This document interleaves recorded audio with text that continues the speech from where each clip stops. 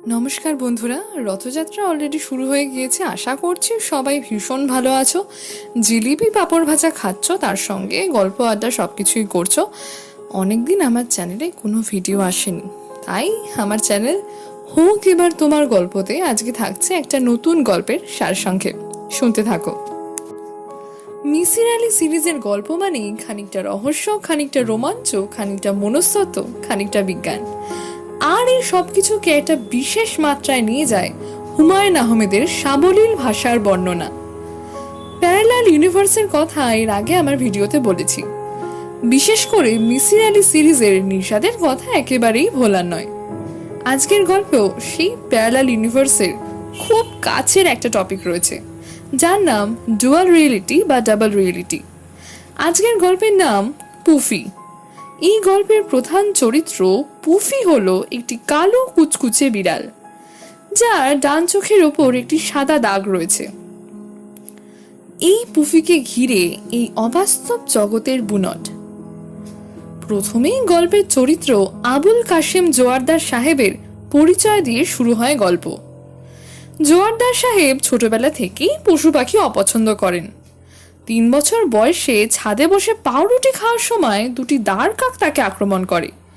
একটি কাক তার পাউরুটি নিয়ে চলে যায়, আর অপরটি তাকে জখম করে। আবার ক্লাস 4-এ পড়ার সময় তাকে একবার একটি কুচকুচে কালো রঙের কুকুর কামড়ায়।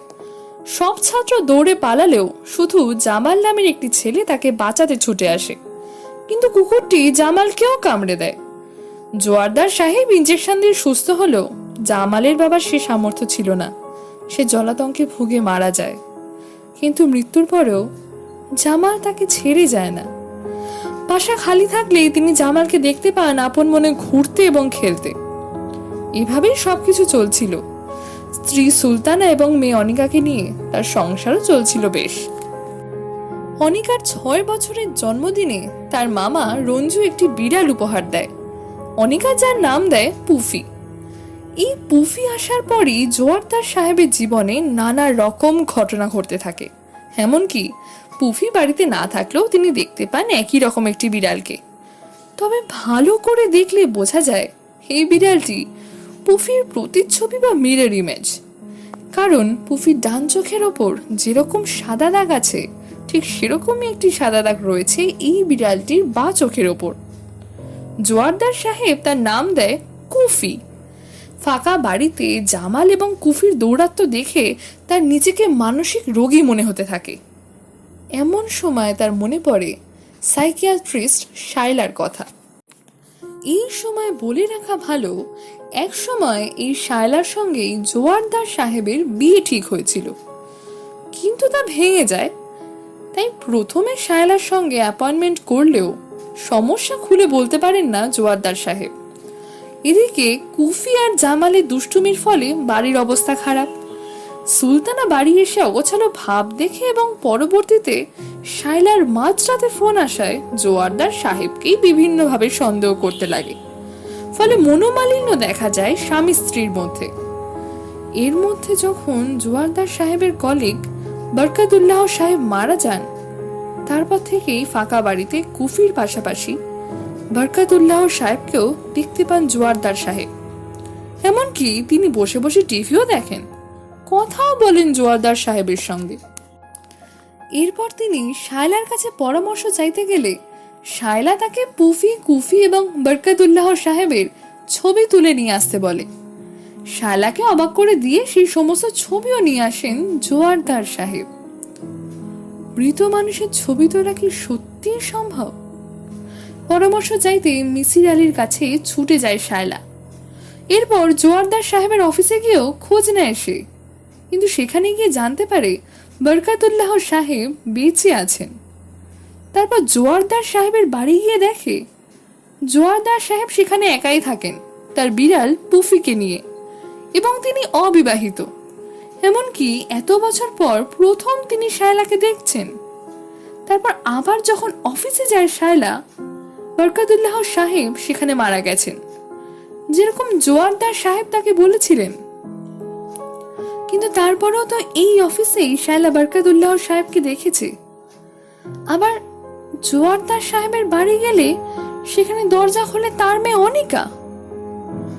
সত্যি মিথ্যে সব গুলিয়ে যায়। বিভ্রান্ত হয়ে পড়ে শায়লা।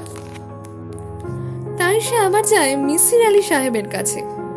তিনি ওকে দুটো অফিস থেকেই আলাদা আলাদা করে খবরের কাগজ এবং ছবি তুলতে বলেন। দেখা যায় সে সবগুলি একে অপরের প্রতিচ্ছবি, ফলে কেউই তার এগুলিকে হ্যালুসিনেশন বলে উড়িয়ে দিতে পারে না। মিসির আলীর কথা থেকে জানা যায় এরকম ঘটনা এর আগেও কারোর সঙ্গে হয়েছে। সেখানেও এই ডুয়াল রিয়েলিটির সঙ্গে একটি কোনো পশুর যোগাযোগ রয়েছে, ঠিক যেরকম জোয়ারদার সাহেবের ক্ষেত্রে পুফি। হয়তো পুফির মৃত্যু ঘটলে এই ঘটনার সমাধান হবে। এসব শুনে বিভ্রান্তিকর অবস্থায় শায়লা যখন জোয়ারদার সাহেবের বাড়ি পৌঁছায়, গিয়ে দেখে অবিবাহিত জোয়ারদার সাহেব দরজা খুললেন। শায়লা জানতে পারে সেখানে গিয়ে যে পুফিকে কেউ ছুরি দিয়ে নাড়ি ভুড়ি বের করে মেরে ফেলেছে। খানিক যেন আশ্বস্ত হয় শায়লা। তবে এখানেই কি থেমে যায় ডুয়াল রিয়েলিটির গল্প, নাকি আবার পুফির মতো কারো হাত ছুরি থাবা ধরে ফিরে আসবে? সে কথা আর জানা যায় না। আর পুফিকেই বা মারলো কে?